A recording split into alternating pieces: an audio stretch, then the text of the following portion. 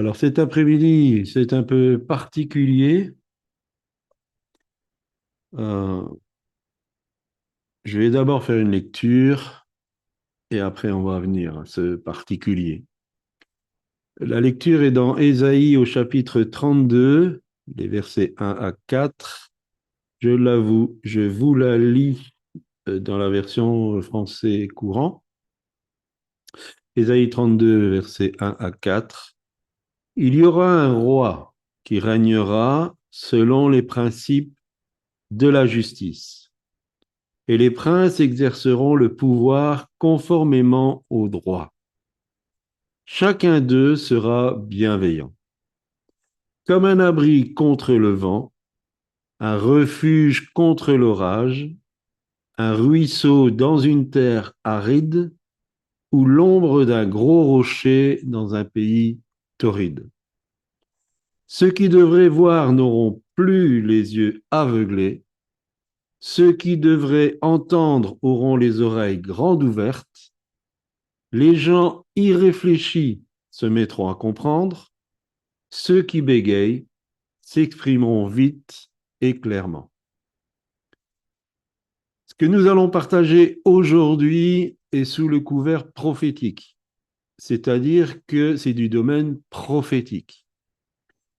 Comme tout domaine prophétique, ce sera à votre examen, c'est-à-dire examinez, retenez ce qui est bon.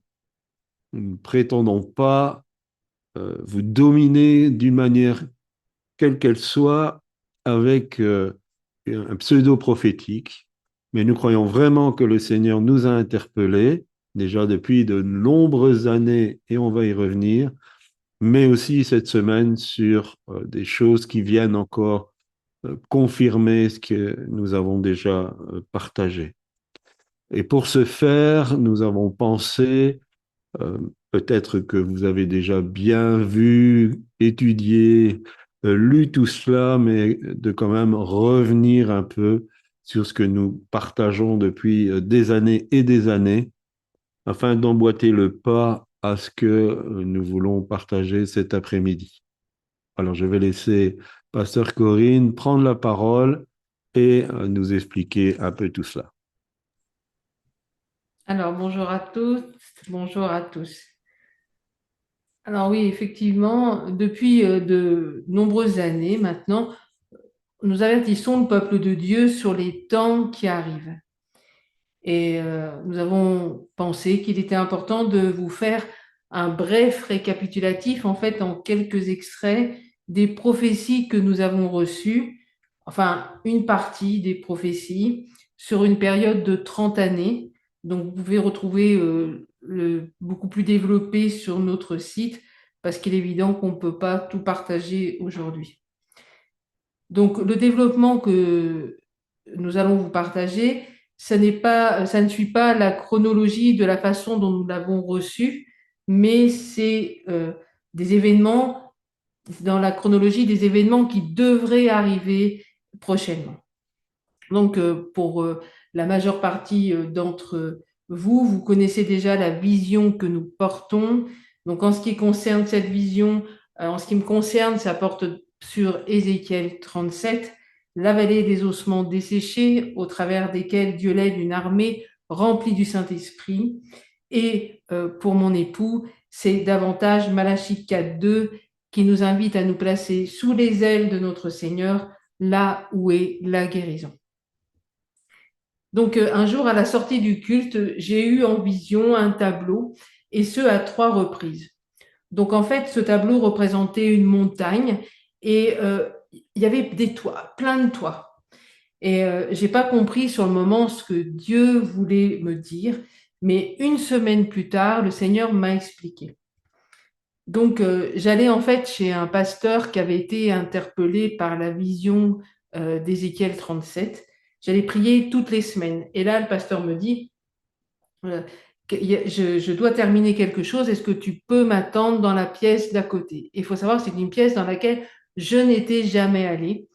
Et là, euh, le, je m'assois et un peu comme on fait tous, hein, je m'assois et puis je me regarde autour de moi et je vois ce tableau sous mon nez, ce que j'avais vu à la sortie d'un culte en vision à 3 reprises, je le vois sous mon nez.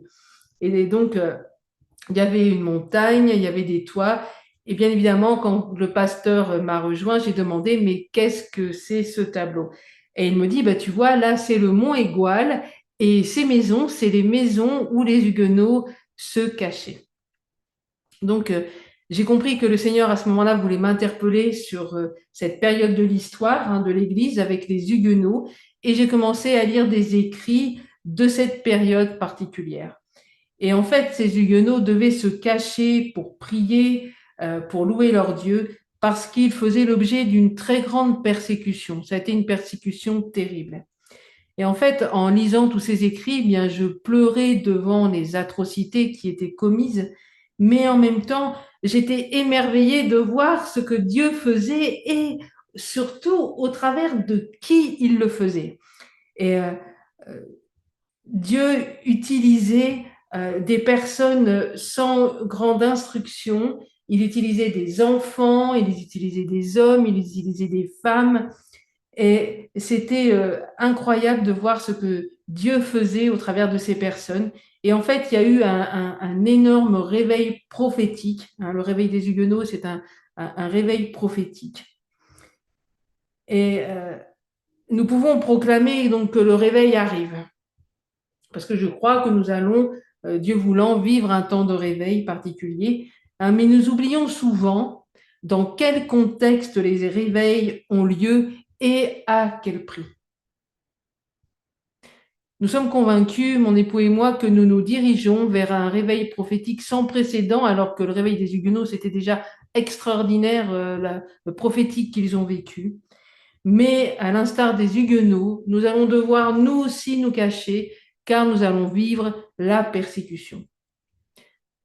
Alors, elle ne prendra peut-être pas la même forme que celle des Huguenots, mais en tout cas, ça sera de la persécution. Alors, de mon côté, j'ai une vision aussi. Dans un premier temps, je n'ai pas trop fait attention. Mais après, quand on a rediscuté, on en a tiré des enseignements que vous pouvez retrouver sur le site. Là, je nomme simplement cette vision. Donc, il y avait une armée au repos. Cette armée au repos, elle avait un uniforme moderne.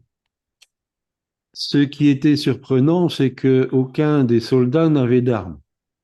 Alors, il y avait des soldats qui jouaient aux cartes, il y en avait un autre qui cuisait un œuf dans son casque, et il y en avait encore un autre qui était en train de recoudre sa chaussette. Et après, ça faisait une sorte de balayage, comme si c'était une caméra, et puis là, je voyais un petit monticule, une sorte de dune. Et ce qui m'a aussi interpellé, c'est que sur la dune, il n'y avait personne. Il n'y avait pas de sentinelle, il n'y avait personne qui surveillait ce qui pouvait se passer derrière cette dune. Et après, j'allais, moi, derrière cette dune, et là, il y avait une armée bien rangée, bien préparée, bien debout, mais avec des uniformes du Moyen Âge. Mais ils étaient tous armés, avec des lances, des gourdins, des haches, enfin, tout des armes anciennes, mais ils étaient bien armés. Et c'était tous des carrés bien alignés, et à côté de chaque carré, il y avait un cavalier qui était le chef de ce carré avec une bannière. Et cette bannière représentait ce que ce corps d'armée voulait faire.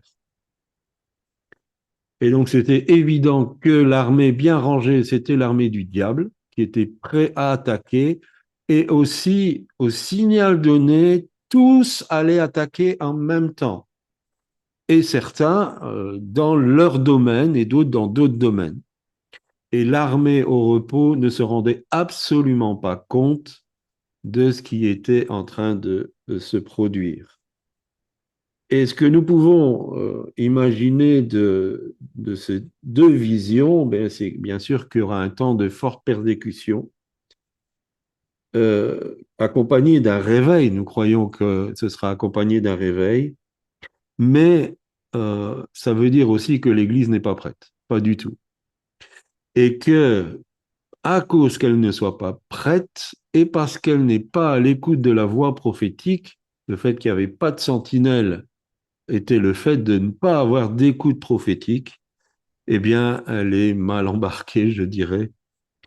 Et bien sûr, le diable va attaquer avec ces trois tentations, la convoitise de la chair, la convoitise des yeux, l'orgueil de la vie, mais il y aura un relâchement des démons, des mauvais esprits qui sera très particulier et aussi très meurtrier dans le sens spirituel dans l'armée de l'Éternel.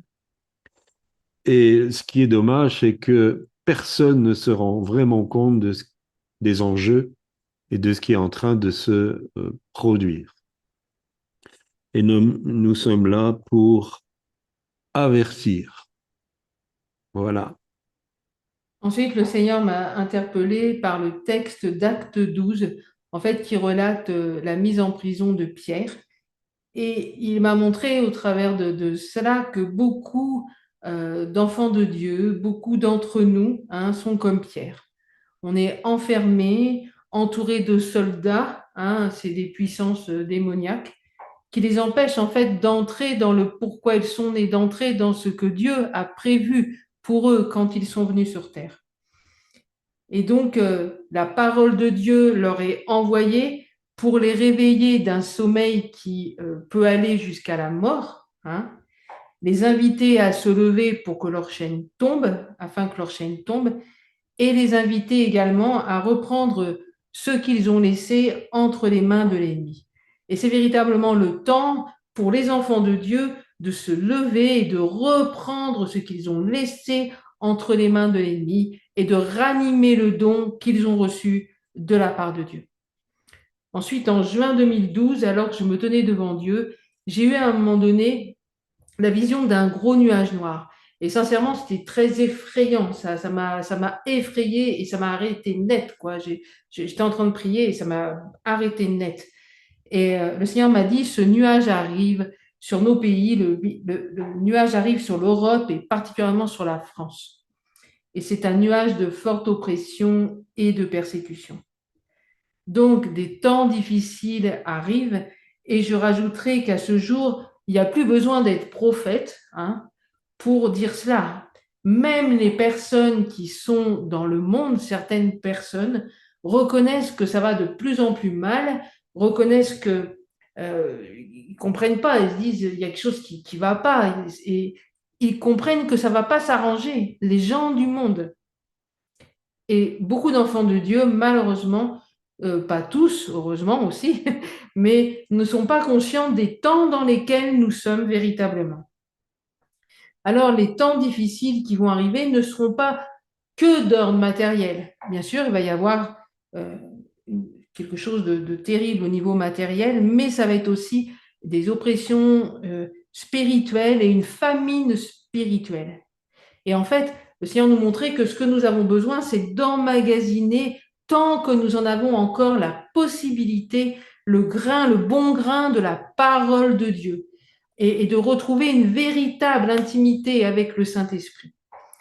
Donc, ça sera, je dirais, le seul moyen pour pouvoir tenir dans les temps qui arrivent, des temps d'oppression, de disette spirituelle, mais également, ça nous permettra de pouvoir partager à ce monde, hein, va avoir à un moment donné une terrible soif, une terrible faim de connaître la vérité. Eh bien, si nous avons emmagasiné le bon grain de la parole, nous serons en capacité de pouvoir la libérer pour toutes ces personnes qui en auront véritablement besoin. Donc, ça va nous servir pour nous, en premier lieu, et pour tous ceux que le Seigneur mettra sur notre chemin.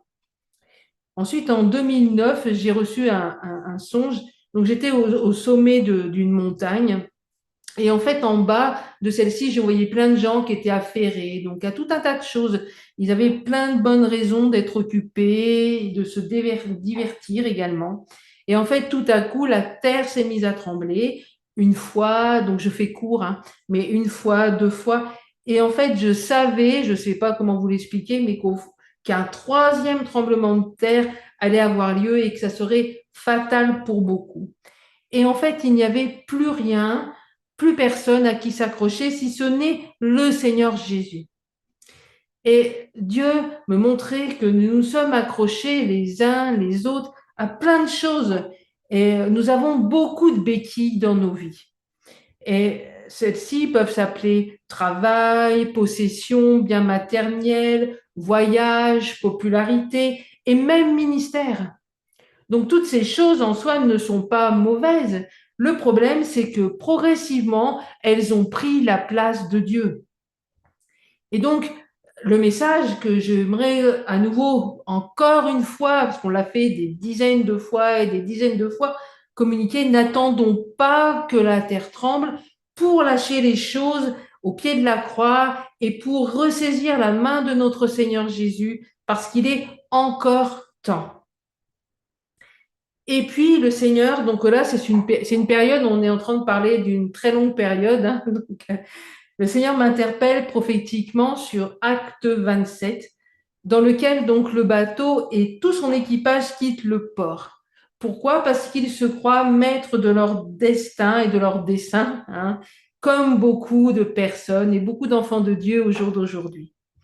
Cependant, vous relirez à votre aise tranquillement chez vous, eh bien, une grande tempête arrive et là, en fait, l'équipage doit jeter plein de choses à la mer pour pouvoir alléger le navire.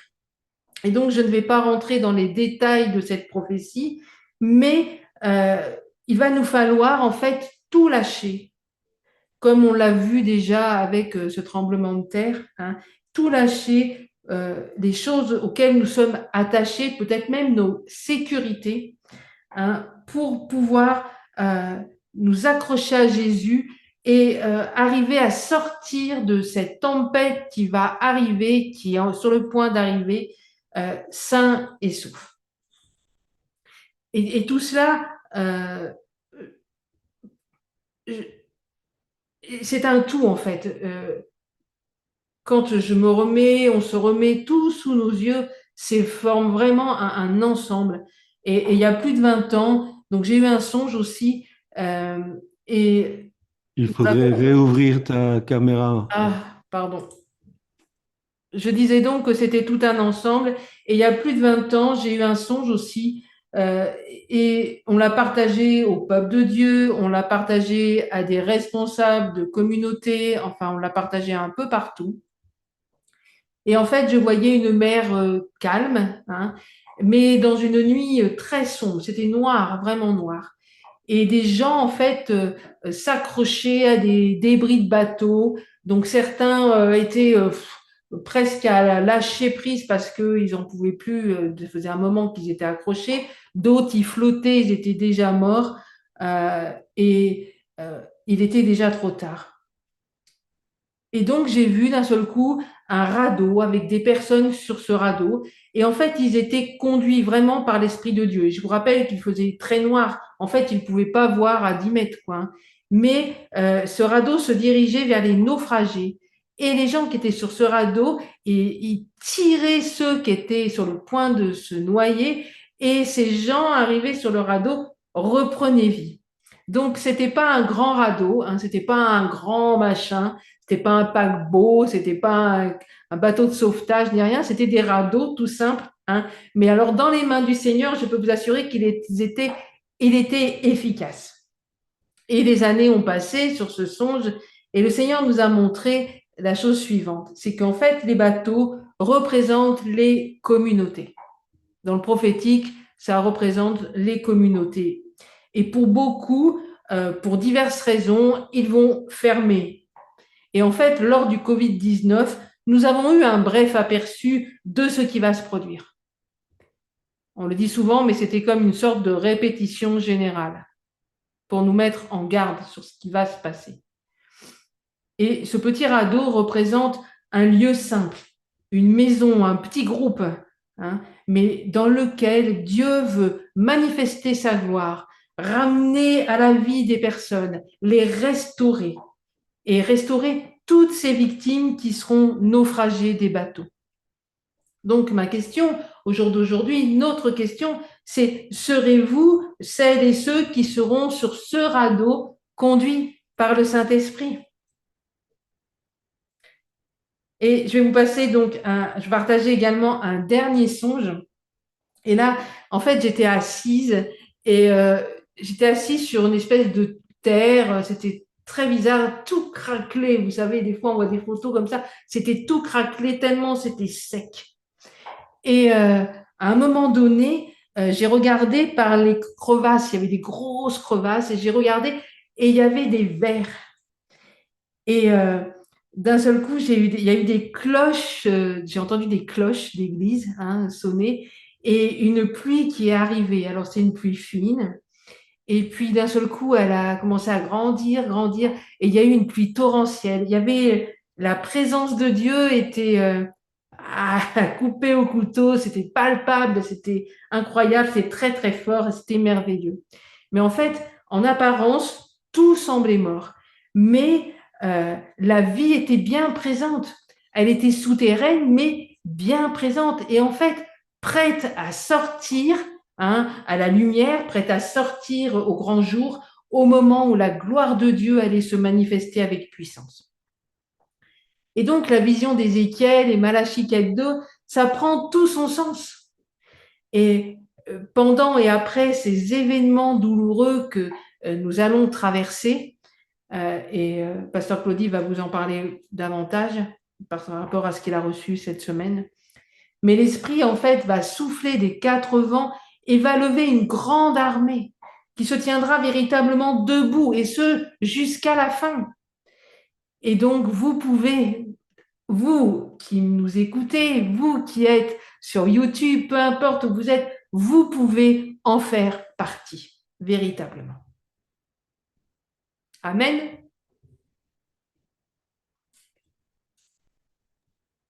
Amen. Est-ce que vous avez des questions? Sinon, je vais passer par la suite.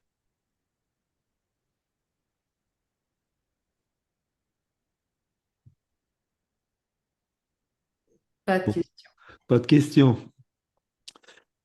Alors, cette semaine, ça a été très court. Je ne sais pas, en temps terrestre, peut-être 30 secondes, mais j'ai vu une suite d'images euh, vraiment particulières. La première image que j'ai vue, c'était un abri anti-atomique et un compte à rebours qui était mis en route. Et j'avais cette forte conviction qu'il y avait une grande urgence. Et j'ai ressenti cette parole qui disait, ceux-là n'ont pas servi, mais ceux que vous allez construire vont servir. Alors, vous savez que les abris anti-atomiques ont été construits parce que c'était la guerre froide. Il y avait une menace atomique importante, surtout entre les pays de l'Est et puis les États-Unis. Et ils étaient souterrains. Ils étaient invisibles et ils contenaient une grande quantité de nourriture, des filtres pour filtrer l'air. Donc tout était prévu pour pouvoir survivre, même si en surface tout était détruit.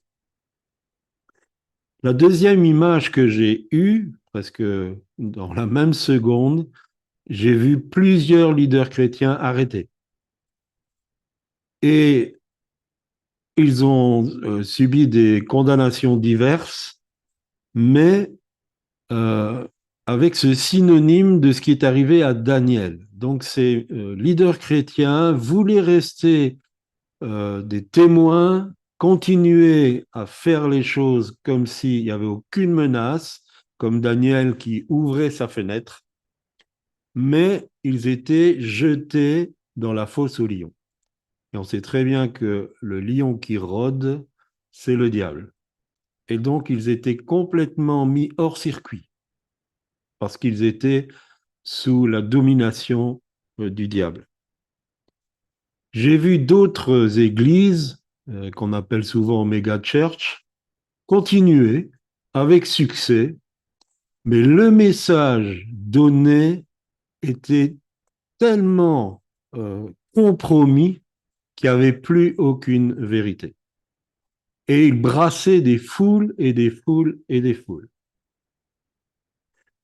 Après, j'ai vu des disciples qui étaient exactement, et c'est comme si je ressentais ce qu'ils ressentaient, exactement comme les disciples après l'arrestation de Jésus, jusqu'au moment où ils se sont rendus compte qu'il était ressuscité. Ces personnes étaient atterrées, certaines étaient dans un sentiment de deuil, pas parce qu'ils avaient perdu un être cher, mais parce qu'ils avaient perdu leur communauté. J'en ai vu d'autres qui pleuraient et qui souffraient beaucoup de ce qui était en train de se produire. J'en ai vu qui ont commencé à monter en incrédulité et qui renonçaient à la foi en disant si Dieu existait, ça n'arriverait pas. Et j'en ai vu qui étaient sous une grande crainte, ils vivaient atterrés, enfermés, ils n'osaient plus sortir, ils étaient complètement déboussolés. Et j'ai pensé à cette parole qui dit, je frapperai le berger et les brebis seront dispersées.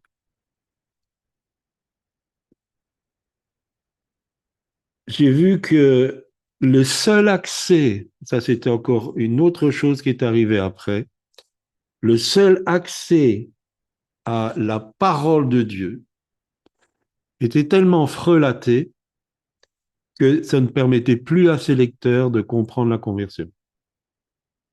Ceux qui lisaient la Bible, c'était tellement transformé, frelaté, que je dirais c'était comme un évangile de Judas, un évangile pour trahir Christ.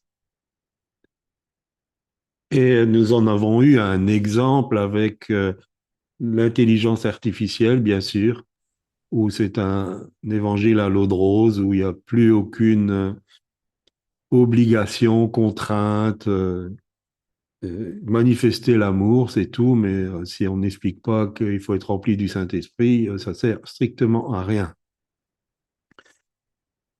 Et toutes ces choses sont arrivées aussi soudainement que la fermeture de l'arche du temps de Noé. Jusqu'au jour où la porte de l'arche fut fermée. Et je dirais que je veux vraiment appuyer cet après-midi sur l'urgence.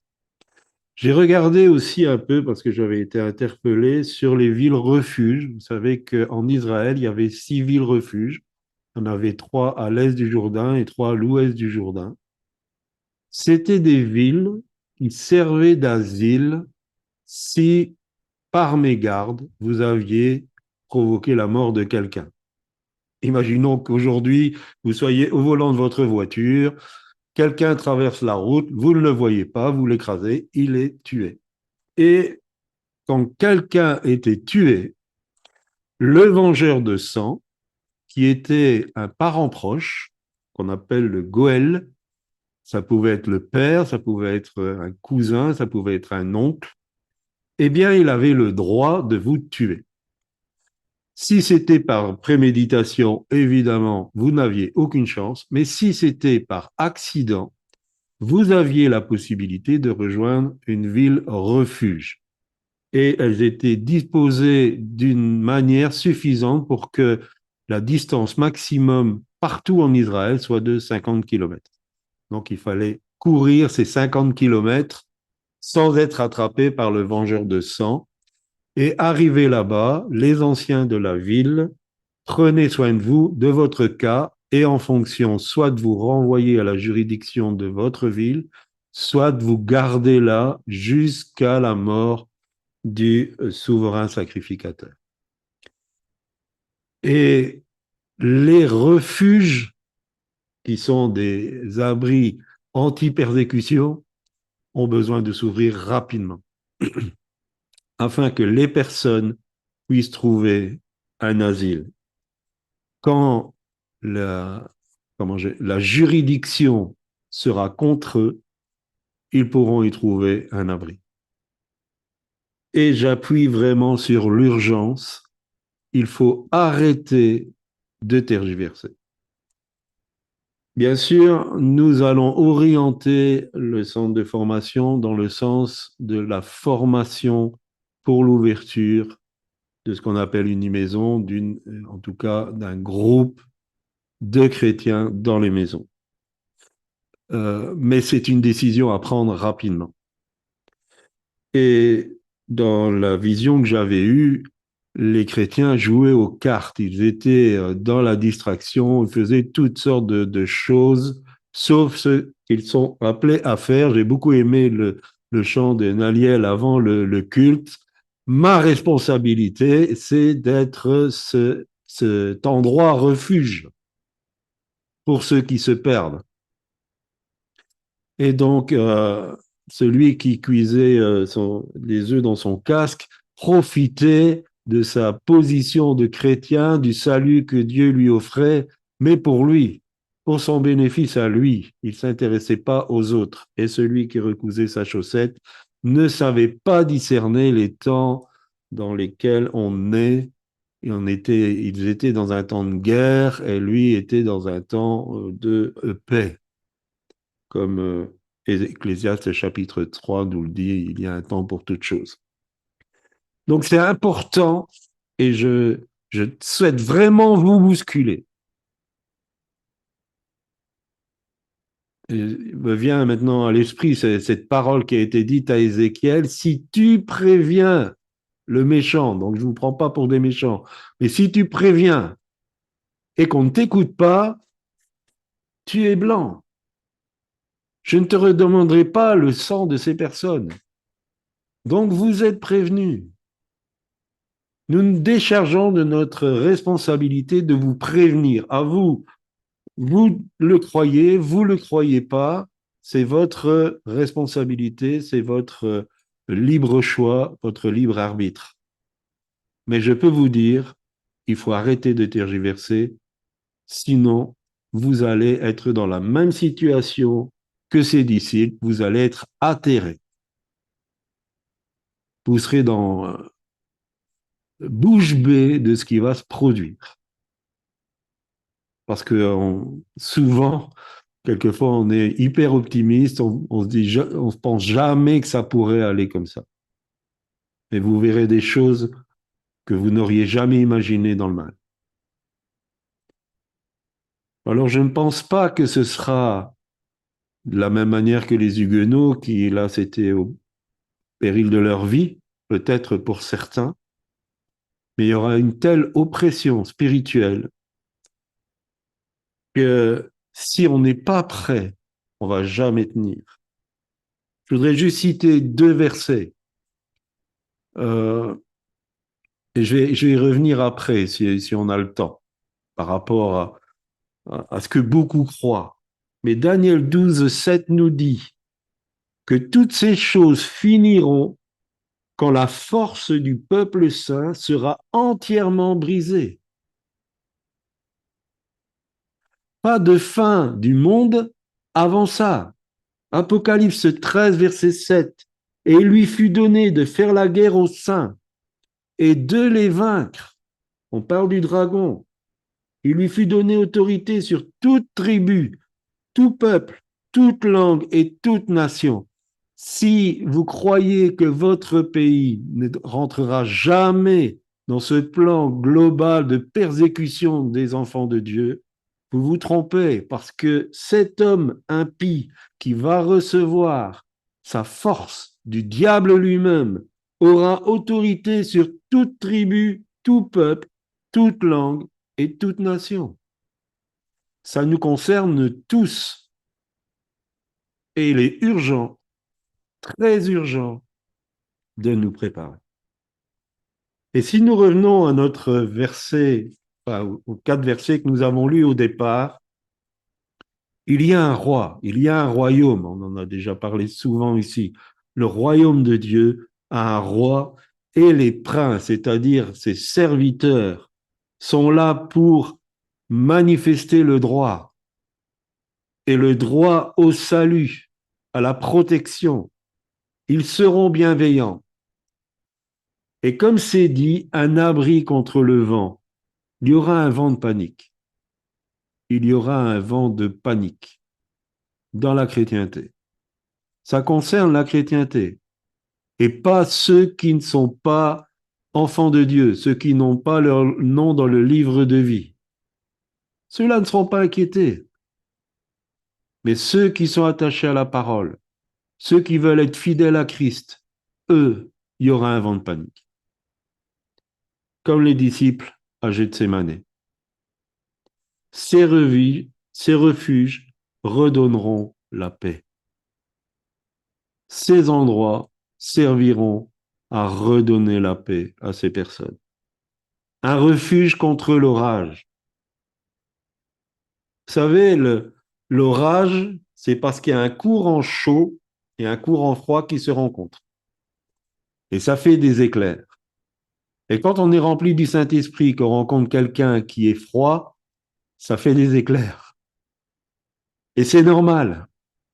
Ces refuges serviront à ce que l'orage passe. Et si j'en crois ce qui est dit dans Daniel et dans Apocalypse, ça durera 42 mois, 3 ans et demi. Et les membres se prépareront pour la phase finale, quand les vers reviennent à la surface. Ça, ce sera la phase finale. Un ruisseau dans une terre aride. L'eau de la parole sera tellement frelatée qu'il n'y aura que dans ces refuges qu'on va retrouver l'évangile libérateur, celui qui permet de se convertir. Il n'y aura que là qu'il y aura encore la parole de Dieu. Et on peut lire dans Amos que les gens vont chercher partout dans le pays. Ils ne vont plus la trouver. L'ombre d'un gros rocher dans un pays torride. Les refuges serviront de protection contre le soleil torride de la persécution. Rappelez-vous la parabole du semeur. Quand la graine tombe, elle accepte l'évangile avec joie. Mais dès que le soleil de la persécution se lève, elle sèche.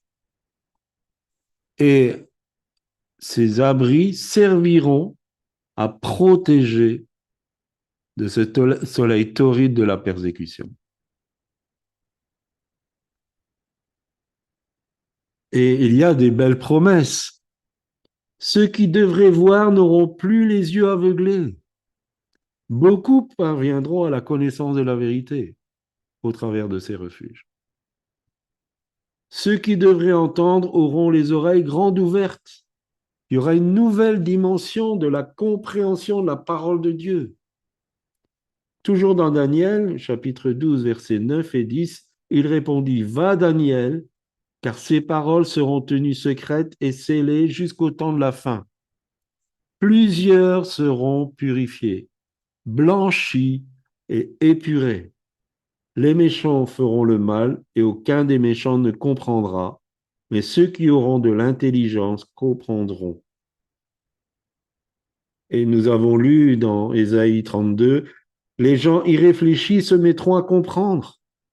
Le voile d'incompréhension sera ôté. Ces choses que nous-mêmes, on ne comprend pas encore par rapport au livre de Daniel, vont être décelées pour ces personnes et pour nous. Ceux qui bégayaient s'exprimeront vite et clairement. Beaucoup seront rendus aptes à partager la parole. Après cette purification, cette sanctification et cette épuration. Si vous avez des questions, des interpellations, ou peut-être que vous-même, vous avez été interpellé déjà par le Seigneur sur ces temps qui arrivent. Est-ce que vous voulez nous partager quelque chose? Oui, bonjour Marie. Alors attends, je vais mettre devant le micro le téléphone. Oui. Vas-y. Oui, voilà, moi aussi, depuis quelque temps, le Seigneur me demande de me préparer face au fils d'Ismaël qui montait. Et voilà, donc beaucoup sa parole, la lire, la lire, la lire. Et puis, pareillement, il m'a donné plusieurs songes aussi concernant ce qui allait arriver et qu'il fallait se préparer, quoi, bien sûr. Amen. Merci Marie. Fanny. Oui, j'avais d'abord une question. Pasteur Corinne, vous parliez de disette spirituelle. Est-ce que cette famine spirituelle va concerner, est-ce que nous ne serons plus capables d'entendre la voix de Dieu? Comment ça va se manifester? En fait, il viendra un temps où la parole de Dieu va être complètement, comme l'a dit Pasteur Claudie, frelatée. Ce ne sera plus la vérité de la parole de Dieu. Mais ceux qui auront emmagasiné la parole de Dieu sauront discerner cela et connaîtront la véritable parole de Dieu. Mais la véritable parole de Dieu ne se trouvera plus forcément comme on la trouve peut-être à plusieurs endroits aujourd'hui, parce que ça sera terminé. Il n'y aura que cette parole frelatée qu'on trouvera. Donc ces enfants de Dieu qui sont enracinés dans la parole de Dieu, bien évidemment, continueront à entendre parler le Seigneur, continueront à avoir cette relation avec Dieu, et cette parole, même si on ne la trouve plus, leur sera de toute façon rappelée par le Saint-Esprit. Parce que beaucoup disent, oui, mais le Saint-Esprit va nous rappeler toutes choses. Oui, il nous rappelle toutes choses, mais il nous rappelle. C'est-à-dire qu'il nous redonne ce que nous avons déjà emmagasiné en nous. Donc ces enfants de Dieu entendront la voix de Dieu. Mais les autres seront complètement, et c'est déjà un peu le cas, on le voit pour beaucoup, seront complètement dispersés et attachés à plein de doctrines de part et d'autre, et de ce fait ne seront plus capables de discerner quoi que ce soit. Donc le danger, il est là. Et si le Seigneur nous demande à chacun d'emmagasiner la parole de Dieu, et comme il a dit aussi à Marie, la parole de Dieu, le Seigneur insiste là-dessus, c'est parce qu'à un moment donné, nous n'aurons plus cette parole comme on l'a aujourd'hui à notre disposition. Et pendant qu'il est encore temps, eh bien, nous devons nous enraciner dans celle-ci. C'est véritablement important pour pouvoir devenir un peu ces silos à grains, hein, voilà, être ces silos à grains avec le bon grain de la parole, qui non seulement ça va nous permettre de tenir nous et de continuer à vivre notre relation pleine et entière avec le Seigneur, mais ça va nous permettre aussi de la distribuer à celles et ceux qui seront affamés d'une vraie parole. Parce que certains vont commencer à chercher véritablement, et peut-être même des gens qui aujourd'hui ne connaissent absolument pas Dieu, vont chercher où est la vérité, qu'est-ce que la vérité? Est-ce que ça répond à ta question, Fanny? Oui, ça répond très bien, merci. Et peut-être je peux enchaîner avec un petit partage si le pasteur Claudie Oui, bien sûr, n'est Fanny. pas encore. Oh, d'accord. Donc cette semaine, j'ai entendu parler euh, des moments où l'Église était persécutée dans ce pays et on disait que la plupart des chrétiens qui avaient survécu, c'est ceux qui avaient justement mémorisé la parole. Les autres, ils étaient contraints de trahir les frères et ceux qui ne voulaient pas trahir les frères, ils se sont donné la mort, ils se sont vraiment suicidés. J'ai oublié le nom du livre, mais ça s'appelle L'Église le nom du pays où je vis. Et lorsque je suis rentrée à la maison, j'ai partagé cela avec le grand garçon. Je lui ai dit qu'il faut qu'on prenne cela au sérieux. Il m'a dit, voilà, d'accord. Et on s'est même amusé à partager les versets qu'on avait mémorisés et tout.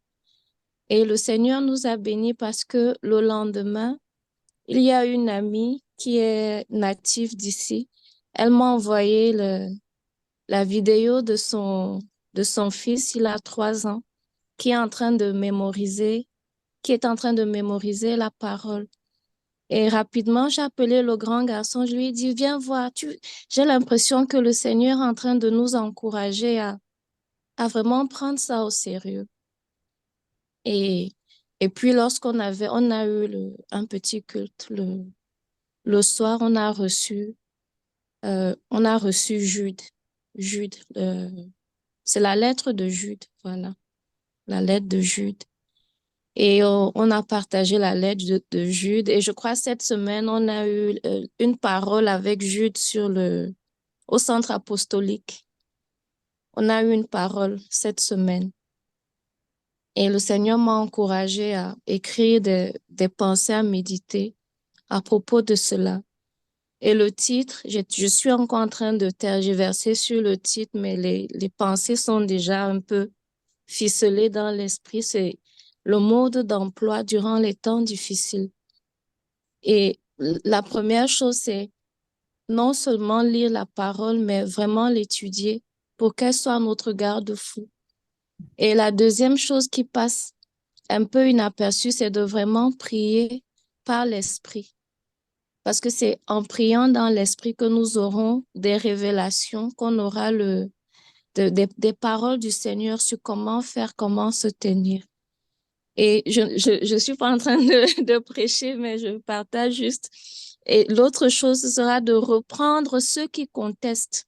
C'est écrit reprenez ceux qui contestent, les arracher au feu et surtout faire attention à ne pas se laisser contaminer par leur tunique qui est souillée, quelque chose comme ça. Donc, très rapidement, j'ai écrit une pensée à méditer, mais ce soir encore, j'ai vraiment reçu dans mon cœur de ne pas me précipiter à vite écrire, mais de prendre le temps même de diviser cette pensée en 4 autres pensées parce que c'est vraiment important. C'est vraiment, ça fait partie des autres, il y a d'autres instructions, mais ces instructions qui sont contenues dans Jude, c'est vraiment le mode d'emploi durant les temps difficiles. Amen. Mais, en fait, les Café Time, hein, pour faire court, le Café Time sert véritablement, et on va dire, un instrument entre les mains de Dieu pour ça. Parce que tu disais, Fanny, de prier par l'Esprit, mais pendant la méditation de la parole de Dieu, eh bien, l'Esprit interpelle l'une, l'autre sur différents passages du chapitre. Tu en as vécu aussi, hein, Fanny, des Café Time. Et on voit toute la richesse que ça apporte et quelque part, dans la journée, eh bien, on garde vraiment, parce que le fait de prononcer la parole, le fait de prier la parole, on garde véritablement en nous ce qu'on a médité le matin et ça dure pendant la journée. Donc c'est vraiment une richesse. C'est dommage que si peu mettent en pratique parce que c'est vraiment une richesse et on s'enrichit mutuellement parce que chacune a un éclairage différent par rapport à ce qui est écrit et ce que Dieu veut nous dire. Mais merci Fanny pour ce partage qui nous encourage encore dans ce sens. Amen. Michael? En fait, moi, je voudrais juste attester tout ce qui a été dit concernant le prophétique. Je voudrais attester 2 choses en particulier. C'est le radeau et le silo. Alors, la première chose par rapport au radeau, c'est que alors que j'étais en prière à un certain moment de ma vie quant au fait de savoir s'il fallait que j'intègre Z37M ou pas, parce que ma place était dans ce ministère, je me suis rendue à une plage où j'ai l'habitude d'aller, hein. J'y vais depuis mon enfance, quoi. Et ce jour-là, c'est comme si le Saint-Esprit me dit « Va à l'ombre du grand rocher ». Et quand Pasteur Claudie donnait le Ésaïe 32 tout à l'heure, l'ombre du grand rocher, ça m'a remis ça en mémoire. Donc, je vais à l'ombre du grand rocher. Et à l'ombre du grand rocher, ce jour-là, il y avait des débris d'embarcation, je vais dire. Il y avait peut-être des débris de filets de pêcheurs, enfin des choses comme ça. Et il y avait un petit radeau qui était là. Certains ont déjà entendu ce témoignage de ma part, mais c'était la première fois de ma vie que je voyais un radeau de ma vie. Et c'était juste après avoir lu la vision du pasteur Corinne sur le site de Z37M sur le petit radeau. Donc je voudrais vraiment, je pense que puisque j'ai eu l'honneur, entre guillemets, de voir ça de mes yeux, d'être témoin oculaire, je pense que j'ai quand même aussi une responsabilité de venir attester le prophétique en donnant ce témoignage-là. Ça, c'est la première des choses. Je viens à la deuxième. Il y a quelques jours, pasteur Corinne a sorti « Le silo est détruit ». Le silo est détruit. Je n'ai pas réagi tout de suite parce que très occupée dans les groupes. Je ne réagis pas tout le temps dans les groupes, mais je m'imprègne. Donc, je l'ai lu, relu, j'ai visionné et tout ça. J'avais beaucoup de choses à faire, mais je l'ai lu et relu. Ça m'a vraiment interpellée. Et un soir, je suis dans ma chambre et c'est comme si le Saint-Esprit me remet dans ma tête, va à Bonne Terre. Bonne Terre, c'est le nom d'une section qui est non loin de ma maison et non loin de mon école, entre ma maison et mon école. Va à Bonne Terre.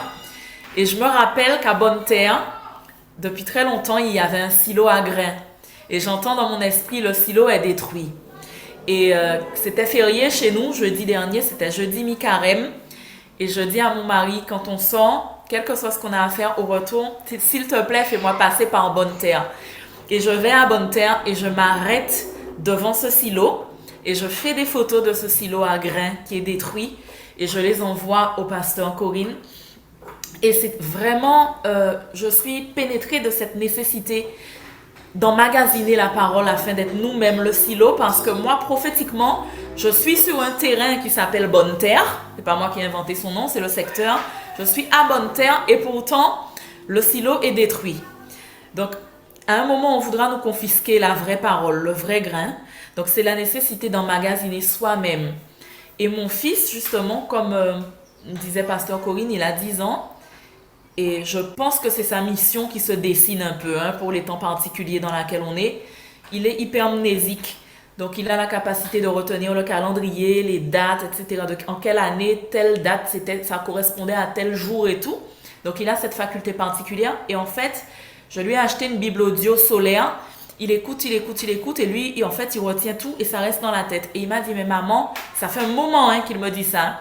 Il faudra que j'aille réciter au pasteur Corinne et au pasteur Claudie la Genèse, mais de tête. Puis au début, je lui disais, mais tu vas pas aller embêter avec ça, quoi. Tu vois. Et au final, le Seigneur m'a sensibilisé au fait que, mais c'est ce qu'on prêche. On prêche qu'il faut qu'on emmagasine la parole. Donc, si un enfant est un petit silo qui commence à emmagasiner plein de grains, peut-être que cet enfant-là, demain, ce sera l'instrument, quand tout sera confisqué, qui, lui, va nous donner la vraie parole, en fait. Donc, il faut le laisser faire. Donc là, il a donné entre deux un petit chapitre pendant que les pasteurs s'installaient à Léla. Et je sais que dimanche, il va me tanner pour y revenir un peu avant l'heure pour réciter la parole. Mais avec la permission des pasteurs, bien évidemment, je ne vais pas le brimer non plus, puisque c'est vrai que c'est important pour moi qu'ils comprennent qu'il faut vraiment l'emmagasiner. Et il faut qu'on l'emmagasine. Et la dernière chose, et j'en aurai terminé, c'est de dire que parmi les personnes éminemment élevées en dignité en ce monde, qui ne sont pas du tout chrétiennes, beaucoup ont commencé à construire leur bunker. Donc, ça devrait nous faire réfléchir. Voilà, c'est ce que j'avais à partager. Ouais, merci, Michael. Et effectivement, je pense que les petits, comme tu viens de dire, et puis Fanny aussi de l'a confirmé avec ce petit, eh bien, vont être des instruments autant des huguenots, les bébés même à la mamelle prophétisés. Et donc, Dieu va utiliser tous ces enfants qui sont en train d'emmagasiner la parole de Dieu. Il va leur donner une compréhension de celle-ci. On va vivre des choses extraordinaires. Merci Seigneur. Amen. Amen. Alors, je vais vous lire le texte comme il est écrit. Donc, ça part de 1 Corinthiens 15, verset 52. En un instant, en un clin d'œil, à la dernière trompette, la trompette sonnera et les morts ressusciteront incorruptibles et nous serons changés. De nombreux enfants de Dieu ont cru que l'enlèvement de l'Église se ferait au mois de septembre 2015. Celui-ci ne s'étant pas produit, plusieurs sont dans la confusion. À vrai dire, il y a plusieurs courants dans la chrétienté à ce sujet. Certains sont persuadés qu'il y a deux événements distincts, l'enlèvement de l'Église et le retour du Seigneur Jésus sur terre. D'autres n'y voient qu'un seul et même événement. Pour les premiers, les chrétiens éviteront les temps difficiles annoncés pour la terre, connue sous le nom de tribulation et grande tribulation, par un enlèvement de l'Église. Pour les seconds, les chrétiens qui vaincront cette période de trouble verront la délivrance dans le retour du Seigneur. Les quelques lignes qui suivent ne sont pas un enseignement eschatologique, mais une exhortation. Au moins deux choses sont communes dans ces enseignements. C'est qu'il y a un appel à se préparer et que nous sommes tout proches de la réalisation des prophéties de la fin. Nous allons expliquer notre approche, mais garder toujours à l'esprit que le but, c'est que l'Église de Jésus-Christ se prépare. S'il était fait un scanner de l'ensemble de ceux qui se revendiquent chrétiens, cette image révélerait que beaucoup d'entre nous ne sommes pas prêts et que l'image que reflète l'Église est loin d'être sans tache ni ride. Éphésiens chapitre 5, verset 27. Il est de notre devoir d'enlever l'illusion qu'un enlèvement providentiel épargnera des chrétiens tièdes les temps difficiles qui viennent. On nous oppose souvent l'argument que Dieu aime trop ses enfants pour les faire passer par la tribulation qui peut se traduire par persécution. Faut-il en conclure que Dieu n'aime pas ses enfants syriens, afghans ou nord-coréens? N'aimait-il pas les premiers chrétiens, les huguenots? Tous ont vécu ou vivent la persécution. La chrétienté occidentale, qu'elle soit européenne ou nord-américaine, a déjà beaucoup de privilèges matériels, de liberté, de moyens. Serait-elle aussi la seule à vivre cet enlèvement providentiel sans passer par aucune forme de persécution? N'y aurait-il pas là une forme d'injustice? Ensuite, quand nous voyons comment Dieu remplit de force ces chrétiens torturés pour leur foi, la provision du miraculeux, la providence divine vécue au quotidien, n'y a-t-il pas là un vécu qui nous fait envie? Notre texte de base nous dit que l'enlèvement se fera à la dernière trompette. Il est à mettre en relation avec 1 Thessaloniciens chapitre 4, verset 17. Ensuite, nous les vivants qui serons restés, nous serons tous ensemble enlevés avec eux sur des nuées, à la rencontre du Seigneur dans les airs, et ainsi nous serons toujours avec le Seigneur. Si nous nous référons à l'Apocalypse, nous pouvons voir la chronologie de ce qui va se passer. Pourquoi se référer à l'Apocalypse? Les révélations qui ont été faites à Daniel concernaient le peuple juif et ont été apportées dans cette optique. Jean s'adresse aux chrétiens non juifs. Les 7 lettres s'adressent aux églises d'Asie, toutes pagano-chrétiennes. Nous pouvons dire raisonnablement que l'Apocalypse est le pendant grec des révélations de Daniel. Alors, quelle est la chronologie des événements futurs annoncés? Nous pouvons voir, à partir du chapitre 5, donc dans l'Apocalypse, qu'il y a un livre avec 7 sceaux. Personne ne peut ouvrir ce livre si ce n'est Jésus lui-même. Les 6 premiers sceaux sont ouverts. Il y a un certain nombre de choses difficiles à passer. Au chapitre 7, des versets 9 à 17, nous voyons une foule de tout peuple qui vient de la grande tribulation. Si nous comprenons bien, ces gens sont des chrétiens de toute nation qui ont vécu la grande tribulation et qui ont perdu la vie. Après l'ouverture du 7e sceau, il y a 7 trompettes. Au son de ces trompettes, il y a à nouveau des temps très difficiles. Au chapitre 9, verset 4, la plaie des sauterelles atteint seulement ceux qui n'avaient pas le sceau de Dieu sur le front. Sous-entendu que là encore, il y a des êtres humains qui ont le sceau de Dieu sur leur front et qui seront épargnés. Au son de la 7e trompette, le royaume est remis au Fils. C'est Apocalypse chapitre 11, verset 15. Il y a une sorte de break à ce moment-là. Un ange est chargé d'annoncer l'évangile éternel. Apocalypse chapitre 14, verset 6. La terre est moissonnée. Toujours chapitre 14, versets 15 et 16, comme dans la parabole de Jésus, Matthieu 13, verset 39.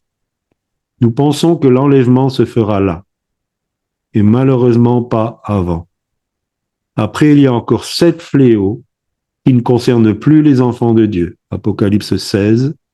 Malgré ces fléaux, les hommes sont incapables de se repentir et blasphèment contre Dieu. Versets 9, 11 et 21.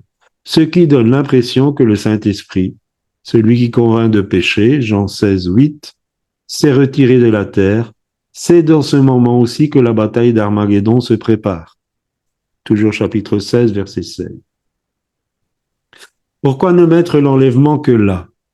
Parce que Paul nous enseigne qu'avant notre réunion avec le Seigneur Jésus dans les airs, il faut que l'apostasie soit arrivée auparavant et qu'on ait vu paraître l'homme du péché, le fils de la perdition, l'adversaire qui s'élève au-dessus de tout ce qu'on appelle Dieu et de ce qu'on adore, jusqu'à s'asseoir dans le temple de Dieu, se proclamant lui-même Dieu. 2 Thessaloniciens, chapitre 2, versets 3 et 4. L'homme du péché n'est autre que l'Antéchrist, celui qui persécutera avec violence tous ceux qui croiront en Jésus-Christ. Paul nous dit que les chrétiens vont le voir paraître, c'est-à-dire qu'il sera dévoilé, connu du grand public. Il aura déjà pris ses fonctions. Nous pourrions encore ajouter que le jugement commencera par la maison de Dieu, 1 Pierre 4, 17, que Paul dira que nous sommes destinés à la persécution, 1 Thessaloniciens 3, 3, que c'est par beaucoup de tribulations qu'il nous faut entrer dans le royaume de Dieu, Acte 14, 22, qu'après que la parole soit semée dans le cœur via la persécution, c'est ce que j'ai cité tout à l'heure, Matthieu 13, 21. Quand Dieu permet la persécution, c'est qu'il a en vue l'épuration de son peuple. Elle est certes terrible, mais elle est malheureusement souvent indispensable pour que les enfants de Dieu s'éloignent des rudiments du monde pour se focaliser sur leur véritable vocation. Pensons-nous honnêtement qu'une partie de l'Église des derniers temps en sera épargnée? Et là, j'arrive à la même conclusion que Pasteur Corinne va donner.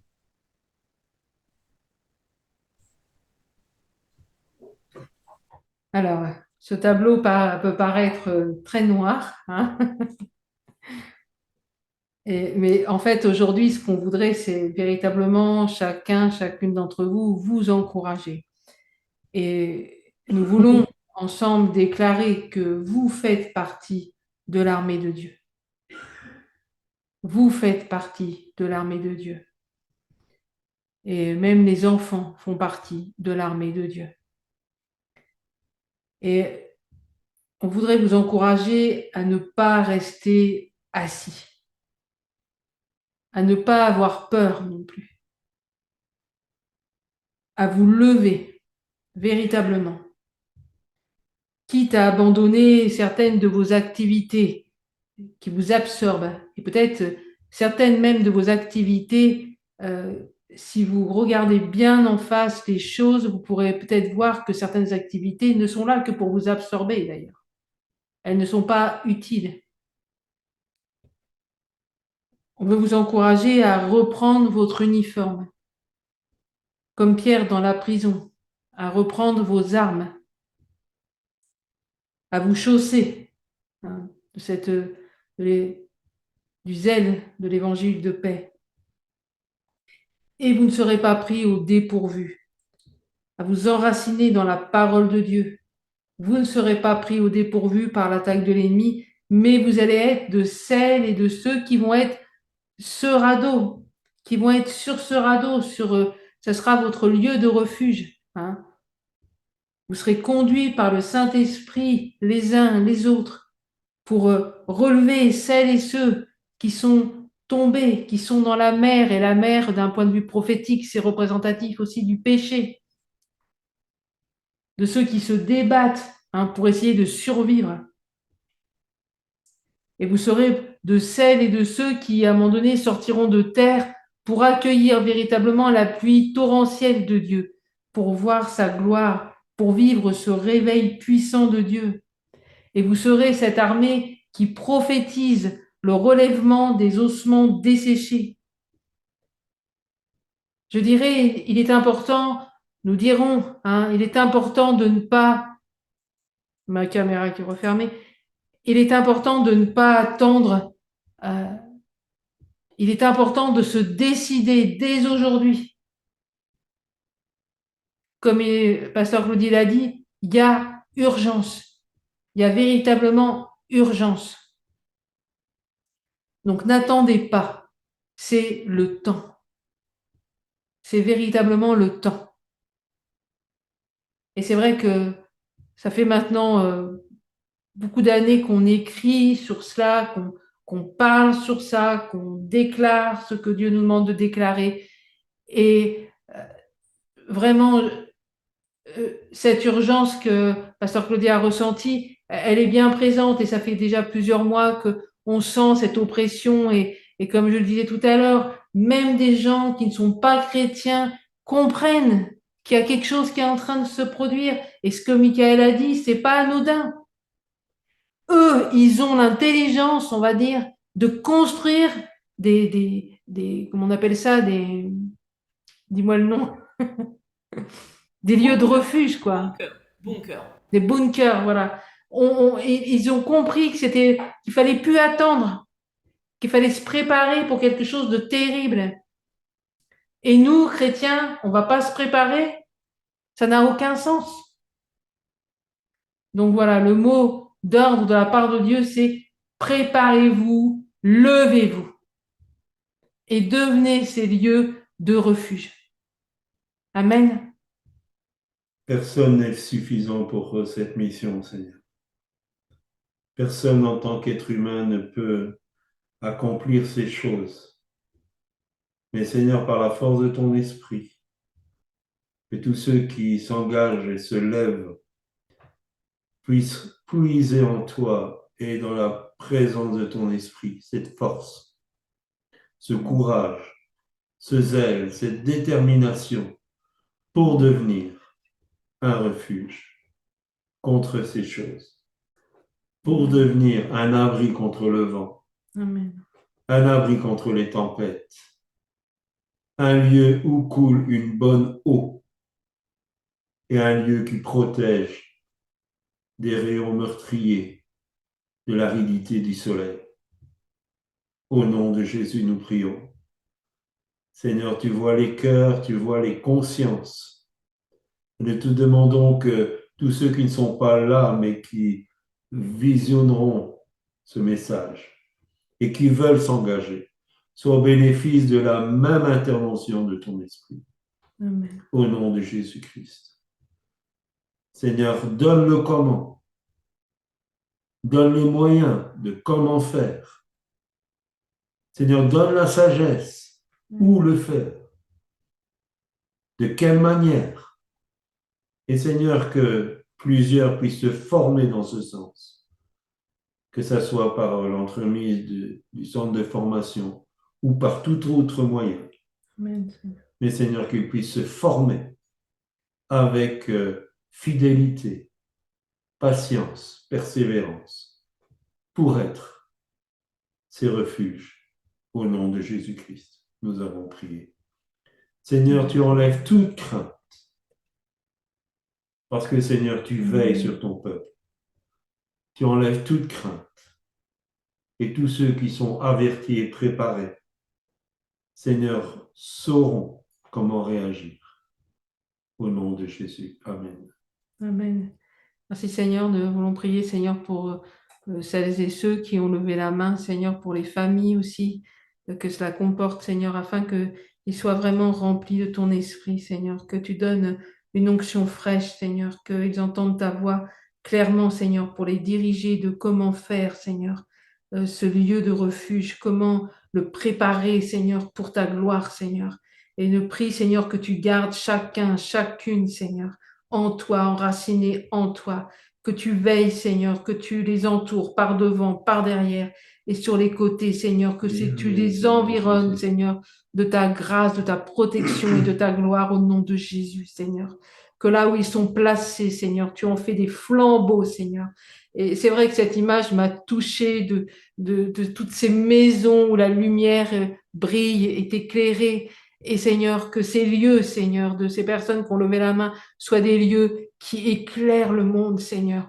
Ce soit vraiment ces lieux, Seigneur, qui vont pouvoir impacter des vies, où des vies vont être restaurées, Seigneur. Que dans ces lieux, Seigneur, eh bien, tous les ossements desséchés reprennent vie au nom de Jésus. Oui, amen. Que ta gloire se manifeste Amen, au milieu Seigneur, d'eux. Jésus. Seigneur, que tu fasses des merveilles, des miracles, des prodiges, des guérisons, Seigneur. Seigneur, que ces lieux soient remplis de ta gloire, que ces portes, Seigneur, tu dis, je donnerai à tes murs le nom de salut, à tes portes celui de gloire, qu'il en soit ainsi pour chacun de ces lieux au nom de Jésus. Merci, Seigneur. Amen. Alléluia, Jésus. Amen, Seigneur. Gloire à toi, Jésus. Amen. Merci, Amen, Seigneur. Seigneur. Merci, Jésus.